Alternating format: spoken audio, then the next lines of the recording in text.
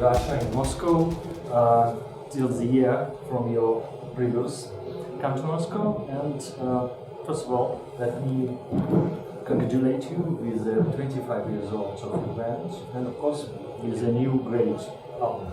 Thank you very much. Of course, I heard about your incident with Dominic before. How's your food? How's Dominic? Dominic is quite alright. He didn't got hurt physically, but of course he's under shock. But he's right. And my foot's getting better every day, actually. So I'm happy. Lacrimosa was founded in 1990. 25 years have passed. It is the whole life.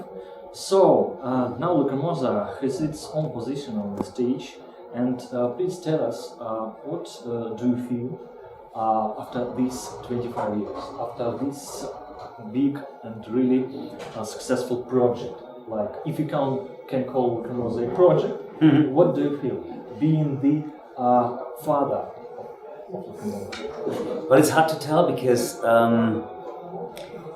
Lacrimosa is my life, and therefore I don't really see. Of course, I'm totally happy and thankful for those 25 years, very much. But it's not like for me, as you call it, project or some achievement. It's my life, and therefore I hope, of course, that it continues a while still.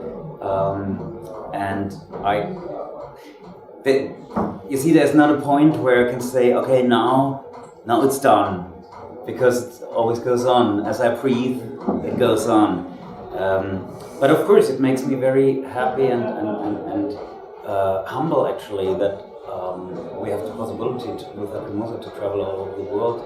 That there are so many loyal fans like you guys supporting Lacrimosa. This is such a gift. This is so wonderful.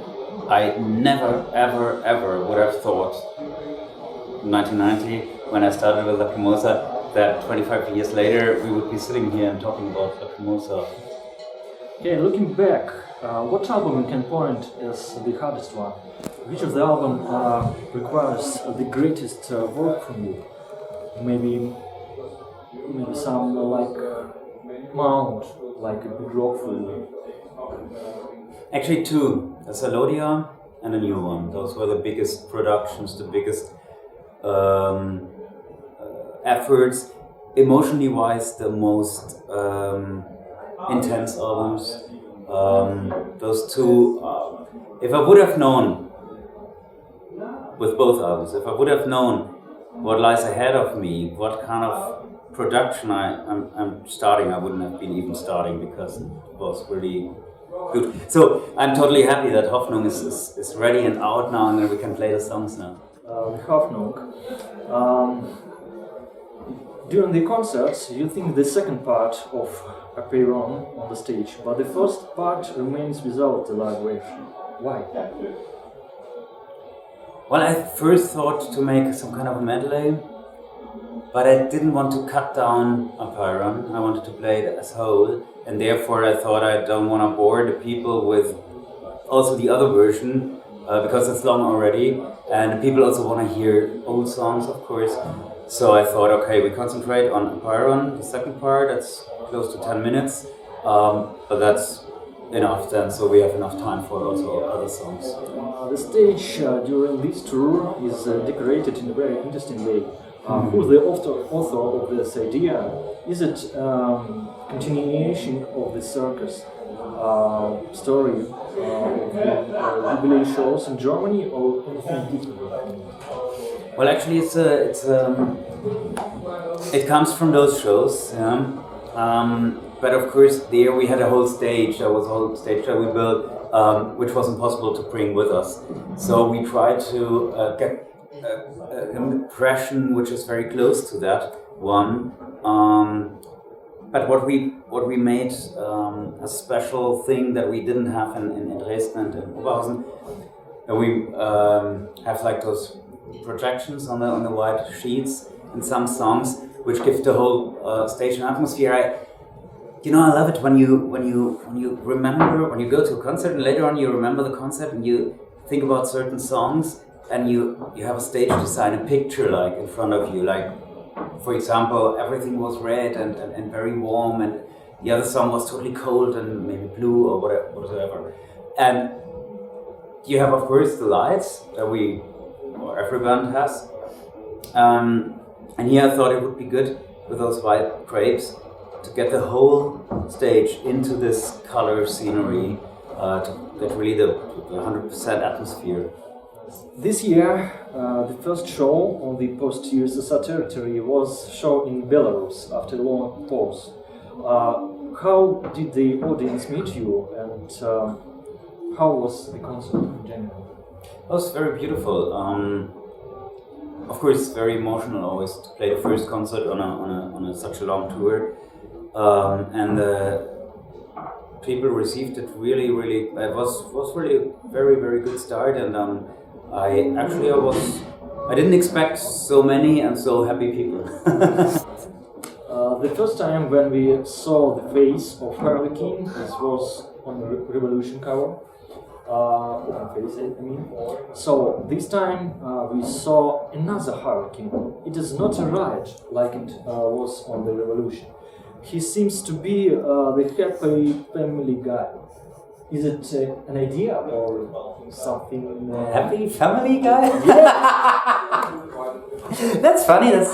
I totally love what people have. Yeah, what kind of interpretations they have for this. Okay, some are, oh, he's so sad. Some are, oh, he's so happy. And it's so different what you can read out of this face. And when I play this album, and I watch his face, he seems to me totally devastated, totally sad and frustrated when I listen to, for example, Mondfeuer.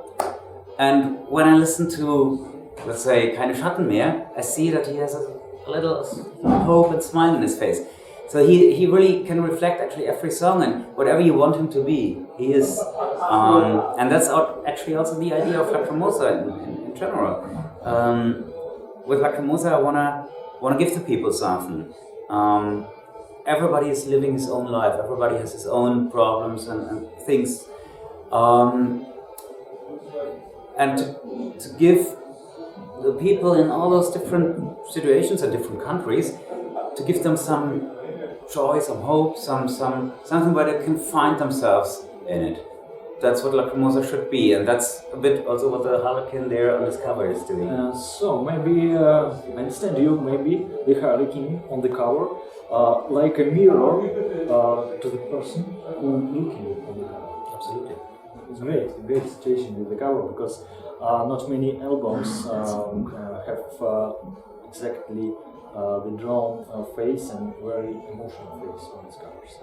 And one question personally from me, do you have a need for speed? Do you like the speed? And if you do, what type of motor you would prefer? Motorcycle or F1 car or something like this? I live partly in Germany, and in Germany they have motorways where you can drive as fast as possible, and that's very good. I like fast cars, and I'm totally a car guy, not a motorcycle guy. And I like fast and stylish, beautiful cars. Some people go jogging in the woods. I go racing. I see. Among the concert halls of the Antwerp, in Germany, I mean, there was a place where you played your first concert. So this year you are back to this place, and when you first time arrived with the concert in Russia, this concert was in Dom Kultury Gorbunova. If you could choose this year, would you like to choose exactly Gorbunova, because it's like after 10 years, it's the first place in Russia? Or you prefer to make a show this year in Moscow area, in this car? Definitely here, because it suits better, I think, for Lacrimosa. I love this club here. I mean, this place is really good. Gubanova, I of course have good memories, but I think for the audience a place like this is much better than Gubanova, therefore choose this one. How can you evaluate the concerts which already passed in Russia? Which song from the new album, how do you think Russian people love more? The song when they react? I think it's Unterwelt.